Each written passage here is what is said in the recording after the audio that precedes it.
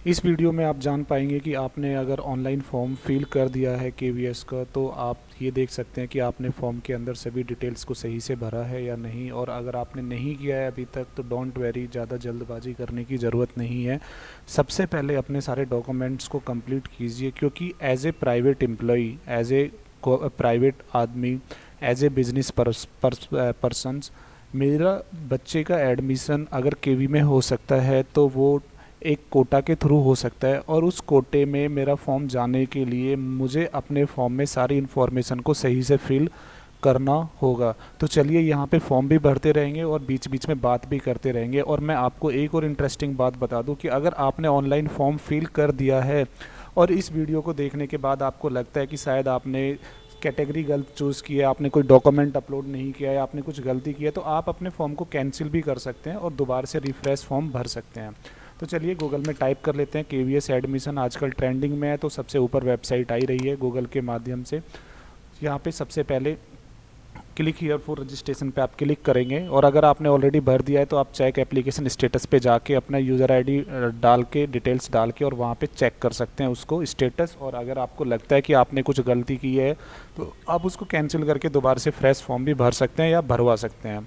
Click here for registration पे click करते हैं, सबसे नीचे आ जाएंगे लास्ट में टर्म एंड कंडीशन को सेलेक्ट करके और आगे बढ़ेंगे, प्रोसीड करेंगे। यहाँ पे हमें बच्चे का नाम टाइप करना है और बच्चे का मिडिल नेम लास्ट नेम नहीं है तो आप ब्लैंक छोड़ सकते हैं। और उसके बाद आपको यहाँ पे सबसे मेन पार्ट है कि अगर बच्चा डिफ़िकल्टी एबल्ड है, बच्चा अगर फिजिकली चैलेंज है तो आप उसको यस पे क्लिक कीजिए। फिजिकल एबल्ड की अलग से कैटेगरी होती है, उसमें आपके बच्चे का एडमिशन होगा। अभी यहाँ पे केस नो है तो हमने नो पे क्लिक किया। बच्चे की डेट ऑफ बर्थ ज़रूर सेलेक्ट कीजिए। डेट ऑफ बर्थ सेलेक्ट करने के बाद यहाँ पे पूछ रहा है आपसे कि क्या आपके बच्चे का केंद्रीय विद्यालय, जो दादा दादी नाना नानी का केंद्रीय विद्यालय, और जो केंद्रीय विद्यालय के एम्प्लॉई होते हैं या केंद्रीय विद्यालय के एम्प्लॉई जो रिटायर हो चुके हैं और उनके पोते पोती या नाती जो हैं उनके वो एडमिशन कराना चाहते हैं तो केवीएस उनको कोटा देता है। देखिए यहाँ पे एक बात बिल्कुल क्लियर करते हैं कि केंद्रीय विद्यालय के एम्प्लॉय को छोड़ के बाकी किसी भी जॉब का एम्प्लॉय क्यों ना हो, एयरफोर्स, नेवी, बैंक वैंक, अगर वो दादा दादी अपने पोते पोती का नाती का एडमिशन कराना चाहते तो उनके लिए कोई कोटा केवीएस में नहीं है। केवीएस सिर्फ और सिर्फ कोटा देता है अपने एम्प्लॉय को। अपना कोई एम्प्लॉय केवीएस से रिटायर है या केवीएस में काम कर रहा है, केंद्रीय विद्यालय में काम कर रहा है, तो वो एडमिशन ले सकता है, अपने बच्चे का करा सकता है। या फिर अगर रिटायर हो चुके हैं वो एम्प्लॉय तो वो अपने एज ए ग्रांड पेरेंट अपने पोते पोती नातिन का एडमिशन करा सकते हैं। तो यहाँ पे हमारे पास ऐसा कोई केस नहीं है, नोट एप्लीकेबल करेंगे। ईमेल आईडी यहाँ पे ज़रूर आप डालेंगे, जो भी कम्युनिकेशंस होंगी वो सब ईमेल आईडी के थ्रू आपकी यहाँ पे होने वाली है। नेक्स्ट आगे चलते हैं। मोबाइल नंबर आप यहाँ पे पुट कीजिए और उसके बाद आप यहाँ पे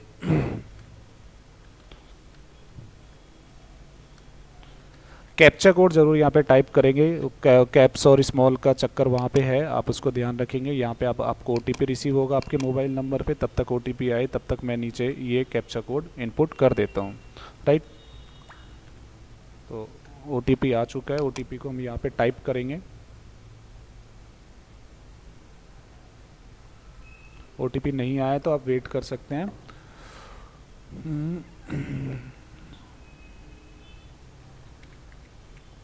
और यहाँ पे हम वेरीफाई करेंगे इसको। ये हमारा फर्स्ट स्टेप कंप्लीट हो गया। यहाँ पे आपको दो काम करने, एक तो इसका प्रिंट पे क्लिक करके, भले प्रिंट ही ना निकालिए, आप सेव एज पीडीएफ पे क्लिक कर लीजिए इसको। राइट, और दूसरा जो आपको करना है,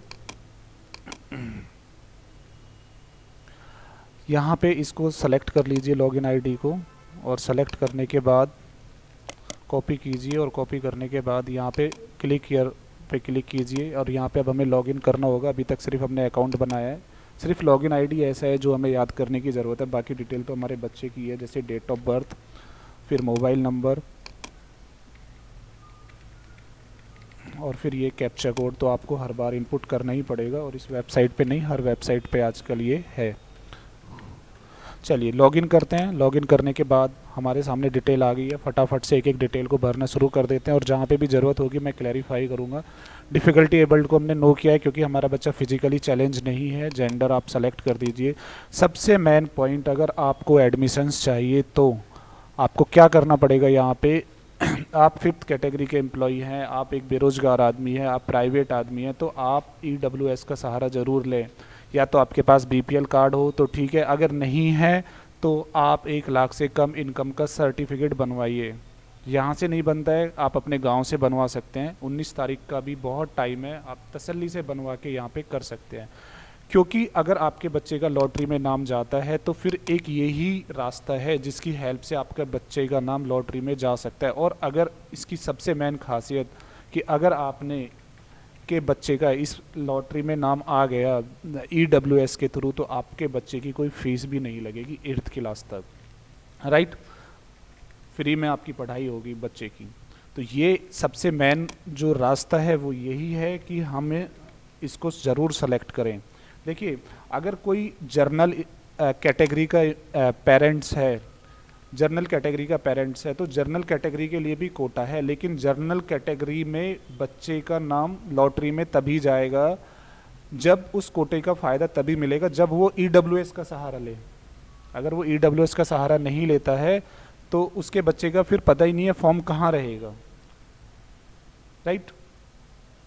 तो EWS या इनकम सर्टिफिकेट का आप ज़रूर सहारा लें, वहाँ पे फिल करें। अगर आपने अभी तक नहीं बनवाया है तो आप बनवाएं। आप ऑलरेडी फॉर्म भर चुके हैं तो फॉर्म में आप अपडेट कर सकते हैं या फॉर्म को कैंसिल करके EWS का सर्टिफिकेट बनवा के दोबारा से उसको अप्लाई कर सकते हैं, राइट। और यहाँ पे आपको सारी डिटेल्स डालनी पड़ेगी, राइट। आगे चलते हैं और आगे चलने के बाद यहाँ पे सर्टिफिकेट अथॉरिटी कौन सी है, तो हमने ये तहसीलदार से बनवाया है। हमने यहाँ पे लिख दिया तहसीलदार, और यहाँ पे कैटेगरी ज़रूर सेलेक्ट करेंगे। हमें नॉन क्रीमी लेयर, जिनकी 8 लाख से कम की इनकम है OBC में, वो नॉन क्रीमी लेयर में आते हैं। देखिए, OBC में मैं फील कर रहा हूँ और मैंने EWS को भी सेलेक्ट किया है, तो मेरे बच्चे का जो फॉर्म है वो 2 कैटेगरी में जाएगा। 2 कैटेगरी में उसका नाम आएगा ही आएगा। एक तो BPL में, EWS में 1 लाख से कम इनकम है, उसका मैंने यहाँ पे सर्टिफिकेट भी लगाया, तो एक तो उसका फ़ायदा मुझे मिलने वाला है, एक OBC का भी फ़ायदा मिलने वाला है। सपोज मेरे पास इनकम सर्टिफिकेट नहीं है तो OBC में भी मेरे बच्चे का नाम जाएगा, राइट। अब सीट बहुत कम होती है। अगर सपोज करो OBC में 5 बच्चे लेने हैं स्कूल को और आपका नंबर 25 पे है, तो मे भी आपका नाम नहीं आएगा, लेकिन टॉप 5 में अगर आपके बच्चे का नाम आ गया OBC में तो आपके बच्चे का एडमिशन हो जाएगा। आपने EWS को सेलेक्ट नहीं किया, OBC में किया, और OBC में आपका लकली नाम आ गया, तो आपको OBC में एडमिशन मिल जाएगा। बस आपको फ़ीस देनी पड़ेगी जो भी उसकी नॉर्मल फ़ीस है। अभी मैंने यहाँ पे EWS को भी सेलेक्ट किया, OBC को भी सेलेक्ट किया। हो सकता है मेरे बच्चे का नाम दोनों कैटेगरी में आ जाए, हो सकता है मेरे बच्चे का नाम किसी एक में आए, हो सकता है किसी में भी ना आए, राइट। तो जो फैसिलिटी दी हुई है, जो उसके रूल्स है, उनको तो मैं फॉलो करूँ, कम से कम फॉर्म तो मैं ठीक से भरूँ। आप साइबर कैफ़े से फॉर्म भरवाएंगे, वहाँ पे ना आपको कोई इन्फॉर्मेशन मिलेगी ना कुछ होगा, फटाफट से बस आपका फॉर्म भर दिया जाएगा, प्रिंट आउट आपको मिल जाएगा, आप स्कूल जाएंगे बिना मतलब कि, क्योंकि आपको प्रोसेस पूरा पता नहीं है। तो प्रोसेस यही है कि अगर आप प्राइवेट एम्प्लॉई हैं तो प्राइवेट एम्प्लॉई के लिए आपको जो EWS का सहारा लेना पड़ेगा। सर्टिफिकेट नहीं है तो सर्टिफिकेट बनवाइए, बर्थ सर्टिफिकेट नहीं है बच्चे का तो बर्थ सर्टिफिकेट बनवाइए। बर्थ सर्टिफिकेट में जो नाम है वही नाम यहाँ पे दीजिए, बर्थ सर्टिफिकेट में जो पेरेंट्स के नाम है वही नाम यहाँ पे दीजिए। अगर कुछ गलत है तो उसको अभी करेक्ट करा लीजिए। फॉर्म भरने में जल्दबाजी किस बात की? आप पहले दिन फॉर्म भरिए, लास्ट के दिन फॉर्म भरिए। लॉटरी सिस्टम है, लॉट सिस्टम में अगर नाम आ जाएगा आपका तो ठीक है, नहीं आएगा तो कोई बात नहीं, राइट। सेकंड पार्ट पे आते हैं, पेरेंट्स की डिटेल यहाँ पे फिल करते हैं फटाफट से। और पेरेंट्स की डिटेल फिल करने के बाद यहाँ पे मदर की डिटेल हम फिल कर रहे हैं। अब यहाँ पे हमसे पूछेगा कि आप जो भी मदर का एड्रेस है वही फादर का होगा, तो ऑब्वियसली ये तो होता ही है कि जहाँ पे मदर वहाँ पे फादर।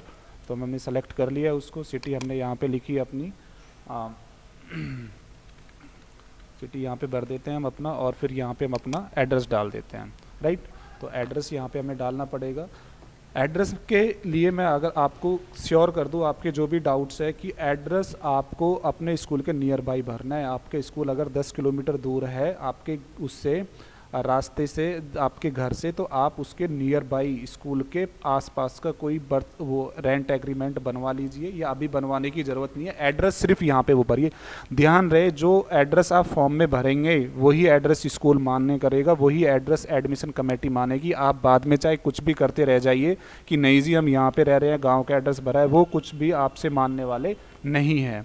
ठीक है, तो आपको ये ध्यान रखना है। अगर आप एक फॉर्म में, जैसा आपको पता है कि आप तीन स्कूल को भर सकते हैं, 2 स्कूल आपके घर के पास में, एक स्कूल काफ़ी दूर है, तो आप उस फॉर्म में सिर्फ 2 ही स्कूल सेलेक्ट कीजिए, तीसरे को सेलेक्ट मत कीजिए, नहीं तो वो तो टेक्निकली रॉन्ग हो जाएगा।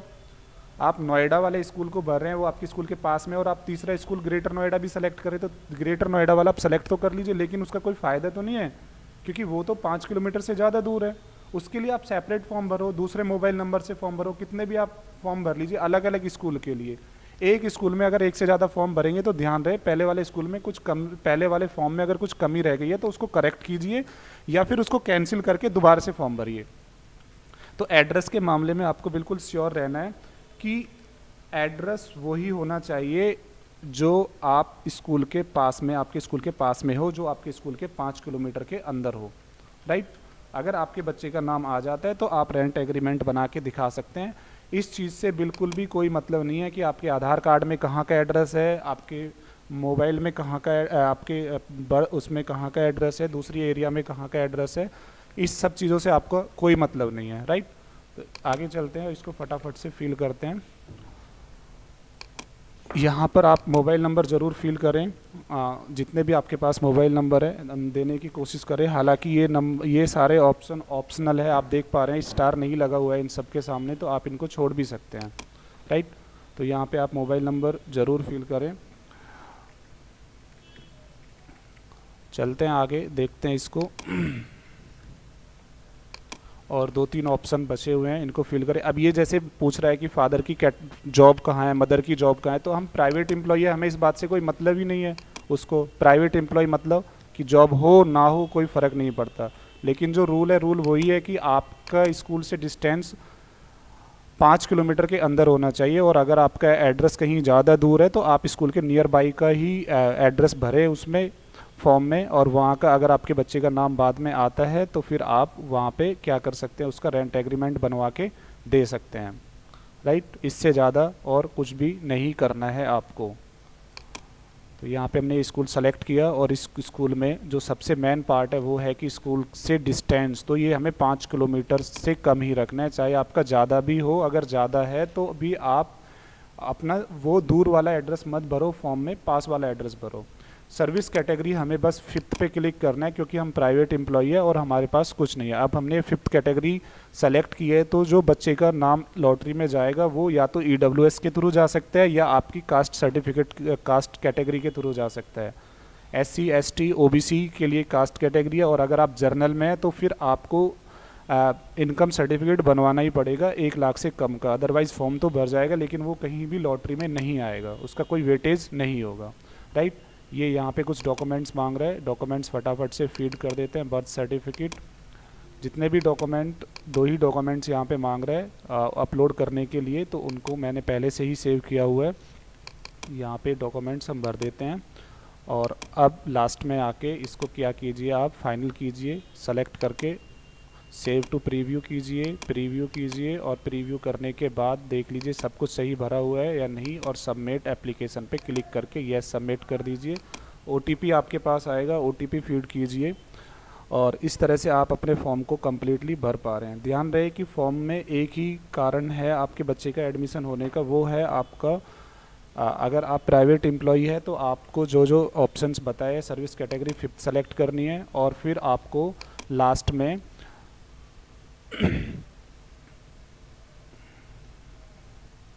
फॉर्म को सबमिट कर दीजिए। इसका प्रिंट आउट निकाल लीजिए आप, और अगर आपने ऑलरेडी फॉर्म भर दिया है तो फॉर्म को आप कैंसिल कर सकते हैं वहीं पे फॉर्म स्टेटस में जाके, या फिर आप उसमें करेक्शन कर सकते हैं। वो ऑप्शंस वहाँ पे है, आप देख पाएंगे वेबसाइट पे जाके, ये ऑप्शंस यहाँ पे हैं। चेक एप्लीकेशन स्टेटस यहाँ पे डाल के आप लॉगिन कीजिए, और लॉगिन करने के बाद आप देख पाएंगे स्टेटस, वहाँ पे कैंसिल का भी ऑप्शन आएगा, आप कैंसिल कर सकते हैं अगर आपको समझ में आ चुका है कि आपने क्या गलती की है। अदरवाइज़ अगर आपके ने अभी तक फॉर्म नहीं भरा है और डॉक्यूमेंट भी नहीं है, तो सबसे पहले आप अपने डॉक्यूमेंट कंप्लीट कर लीजिए, उसके बाद फॉर्म फिल कीजिए।